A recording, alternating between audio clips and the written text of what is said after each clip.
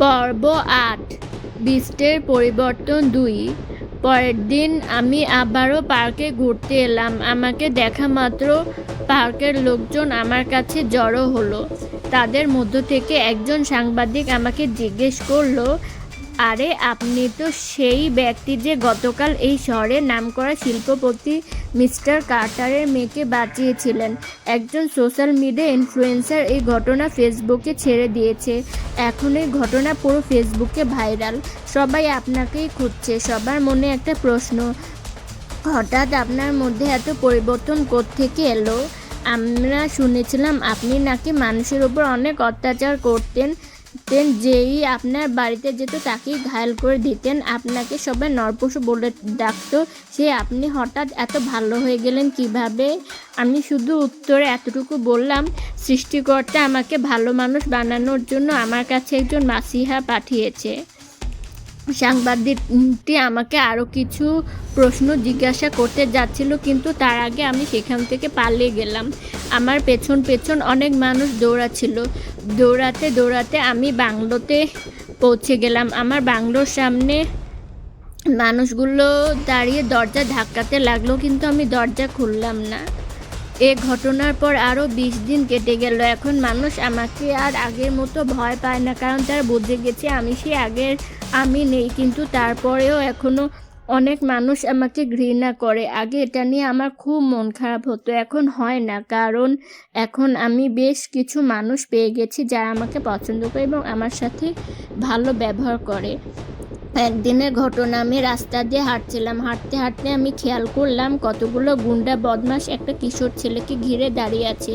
তাদের মধ্য থেকে একটা গুন্ডা বলে উঠল, এবার তোমাকে কে বাঁচাবে বলো? তোমার বাবার জন্য আমি অনেকবার জেলে গিয়েছি। তোমার বাবা আমার সাথীদের জেলে আটকে রেখেছে, তাকে তো আমরা কিছু করতে পারবো না, কিন্তু তোমাকে করতে পারবো। চুপচাপ আমাদের সাথে চলো, না হলে আজই হবে তোমার শেষ দিন।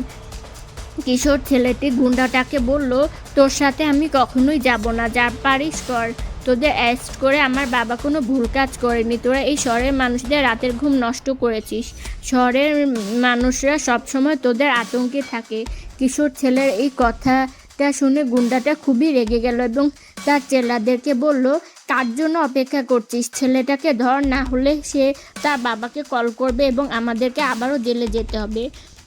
গুন্ডার কথা শুনে তার সাথীগুলো একসাথে কিশোর ছেলেটার উপর ঝাঁপিয়ে পড়ে এবং তাকে মারতে লাগে। আমি দেরি না করে গুন্ডাগুলোর উপর ঝাঁপিয়ে পড়লাম এবং একটা একটা করে সবাইকে মারতে লাগলাম। গুন্ডাগুলো সেখান থেকে পালিয়ে গেল। কিশোর ছেলেটি মাটিতে পড়ে গেল, তার শরীর থেকে রক্ত ঝরছিল। আমি তাকে কোলে তুলে নিলাম এবং নিজের বাংলোতে নিয়ে আসলাম। এরপর আমি কিশোর ছেলেটির হাতে পায়ে পট্টি বেঁধে দিলাম যাতে রক্ত না পড়ে। আমি ছেলেটিকে খাবার ও পানি খেতে দিলাম। কিছুটা সুস্থ বোধ করার পর কিশোর ছেলেটা আমাকে বলল, আমি কোথায়? আমি কিশোর ছেলেটিকে বললাম, তুমি এখন আমার বাংলোতে আছো। তোমাকে অনেকগুলো গুন্ডা মারধর করেছিল। তুমি মাটিতে পড়ে গিয়ে অজ্ঞান হয়ে গিয়েছিলে। আমি তোমাকে বাঁচিয়েছি এবং আমার বাংলোতে নিয়ে এসেছি। কিশোর ছেলেটি আমার কথা শুনে বলল, আপনাকে অনেক ধন্যবাদ, আপনি আমার প্রাণ বাঁচিয়েছেন। আপনি না থাকলে এই গুন্ডাগুলো আজ আমাকে মেরেই ফেলতো। আপনি অনেক ভালো একজন মানুষ। আমি আপনার জন্য কি করতে পারি? আমি কিশোর ছেলেটিকে বললাম, আমার জন্য কিছু করতে হবে না, তুমি বেঁচে আছো, এতেই আমি অনেক খুশি। তুমি শুধু বলো তোমার নাম কি, তুমি কোথায় থাকো, আর তোমার বাবা মা কোথায়? কিশোর ছেলেটা আমাকে বলল, আমার নাম টাইগার স্কোয়াচ, আমার বাবার নাম ইন্সপেক্টর টার্নার স্কোয়াচ, তিনি স্ট্রিট ফর থানার ইন্সপেক্টর। আমি আমার বাবা মা ও ছোট ভাইয়ের সাথে ভ্যানিলা রোড 16-তে থাকি। আমি তাকে বললাম, ঠিক আছে টাইগার, চিন্তা করো না, আমি তোমাকে নিরাপদে বাড়ি পৌঁছে দিব, তবে আজ নয়, আগামীকাল। আজ তুমি আমার বাড়িতে থাকবে এবং বিশ্রাম করবে। টাইগার রাজি হয়ে গেল। সেদিন সে আমার সাথেই থাকলো। আমি টাইগারকে আমার পুরো বাংলো ঘুরে দেখালাম, নিজের বানানো খাবার তাকে খেতে দিলাম, তার সাথে গল্প করলাম। একদিনের মধ্যে তার সঙ্গে আমার বেশ ভালো বন্ধুত্ব হয়ে গেল। দরজায় ধাক্কাধাক্কি হচ্ছিল। উফ, এত সকালে কে এসেছে। কাঁচা ঘুমটা নষ্ট। উফ, দরজায় ধাক্কাধাক্কি ছিল। উফ, এত ও সকালে কে এসেছে? কাঁচা ঘুমটা দিল নষ্ট করে।